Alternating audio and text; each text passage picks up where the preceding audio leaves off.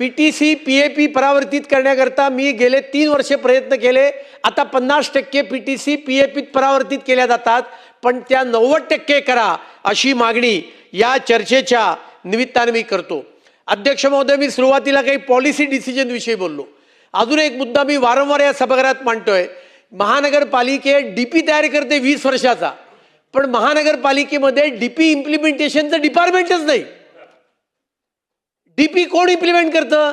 आमच्यासारखे लोकप्रतिनिधी प्रयत्न करतात तेव्हा काहीतरी डीपी इम्प्लिमेंट होतो, नाहीतर विकासक जेव्हा काम करतो तेव्हा जो डीपी इम्प्लिमेंट होतो तेवढाच। अरे डीपी विकसित करण्याची जबाबदारी कोणाची आहे? ती मुंबई महानगरपालिकेची आहे। पण हे दुर्दैव आहे की एवढ्या मोठ्या मुंबई महानगरपालिकेमध्ये डीपी इम्प्लिमेंटेशनचं डिपार्टमेंट नाही। माझी मागणी आहे की वेगळं डिपार्टमेंट करा, त्याच्याकरता वेगळे अधिकारी द्या आणि 34चा डीपी 34च्या आधी त्या ठिकाणी इम्प्लिमेंट झाला पाहिजे, याच्याकरता प्रयत्न केले पाहिजेत। पार्किंगचा मुद्दा अत्यंत महत्त्वाचा आहे।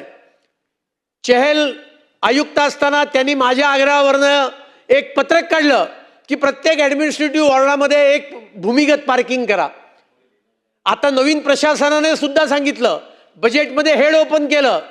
अध्यक्ष महोदय, अंमलबजावणीचा दुष्काळ आहे। माझ्या मतदारसंघामध्ये मी 4 ग्राउंडला अंडरग्राउंड पार्किंग सांगितलं।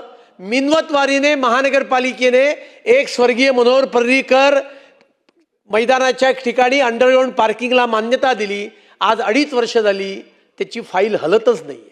आम्ही कितीही प्रयत्न केले तरी या फाईली हलत नाहीत। स्वर्गीय मनोहर पर्रीकर अंडरग्राउंड पार्किंगची प्रोसेस ताबडतोब चालू करा, ही मागणी या निमित्ताने मी करतो।